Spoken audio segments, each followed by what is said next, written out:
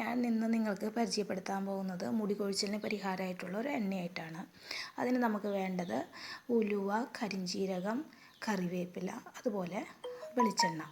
അപ്പോൾ ഞാൻ ചെറിയ അളവിലാണ് ഇപ്പോൾ ഉണ്ടാക്കി കാണിക്കുന്നത്.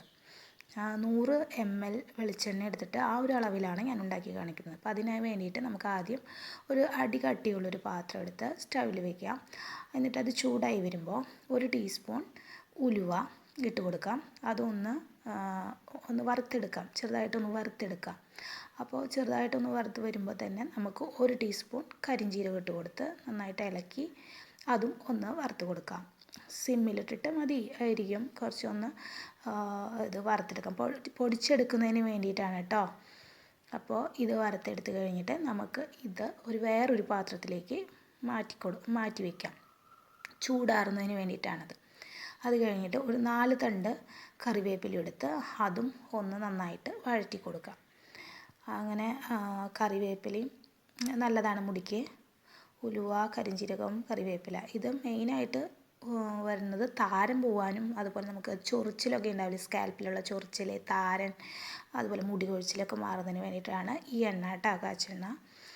അപ്പോൾ 4 തണ്ട് കറിവേപ്പില ഇട്ട് നന്നായി വൃത്തിക്ക് കഴുകി നല്ല കറിവേപ്പില എടുക്കണം കേട്ടോ. അപ്പോൾ അതിട്ട് ഒന്ന് കറിവേപ്പിലയും വറുത്ത് കൊടുക്കാം. ഇത് നമുക്ക് വേറെ പാത്രത്തിലേക്ക് മാറ്റി കൊടുക്കാം. എന്നിട്ട് ചൂടാറിയതിന് ശേഷം മിക്സിയുടെ ഒരു ചെറിയ ജാറിലേക്ക് ഇട്ട് കൊടുത്തിട്ട് നമുക്കതൊന്ന് പൊടിച്ചെടുക്കാം.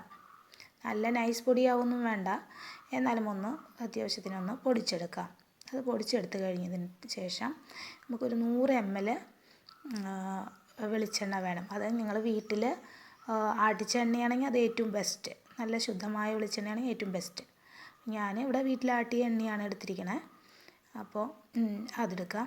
ഈ പൊടി ഉണ്ടല്ലോ, ഇത് നമുക്ക് അതേ പാനിലേക്ക് തന്നെ ഇട്ട് കൊടുക്കാം. അത് കഴിഞ്ഞിട്ട് ഈ വെളിച്ചെണ്ണ അതിലേക്ക് ഒഴിച്ചു കൊടുക്കാം. അത് ഒഴിച്ചു കൊടുത്ത് സ്റ്റവ് ഓണാക്കി ചെറിയ ചൂട്ടോടെ ചെറിയ സിമ്മിലിട്ടിട്ട് നമുക്ക് ഇളക്കി കൊടുക്കാം.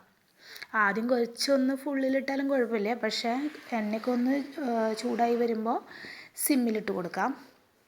സിമ്മിലിട്ടിട്ട് നല്ലപോലെ ഇളക്കി കൊടുക്കുക. അപ്പോൾ ഇങ്ങനെ പത വരും കേട്ടോ. ഈ എണ്ണ ഇങ്ങനെ ഇളക്കി കൊടുക്കുമ്പോൾ ഒരു പത പോലെ വരും. ഈ പത വന്നിട്ട് പിന്നെ പതയെല്ലാം മാറണം. ആ പതയെല്ലാം നിൽക്കുന്ന അവസ്ഥയാണ് ശരിക്കും എണ്ണയുടെ പാകം.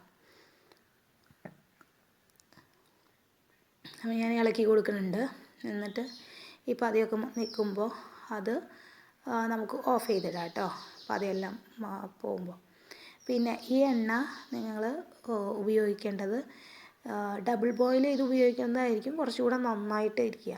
അതായത് നമ്മൾ വെള്ളം തിളപ്പിച്ചിട്ട് അതിൽ വേറൊരു പാത്രത്തിൽ കുറച്ച് ആവശ്യമുള്ള എണ്ണ ഒഴിച്ച് ഈ പാത്രത്തിൽ വെച്ച് ഈ എണ്ണ ചൂടാക്കുക. ഡയറക്റ്റായിട്ട് ചൂടാക്കരുത്, ഇങ്ങനെ ഡബിൾ ബോയിൽ ചെയ്യുക. എന്നിട്ട് അത് നമ്മുടെ വിരൽ തുമ്പ് കൊണ്ട് നമ്മുടെ സ്കാൽപ്പിൽ മുഴുവൻ തലയോട്ടിയിൽ ഇങ്ങനെ തേച്ച് പിടിപ്പിക്കുക.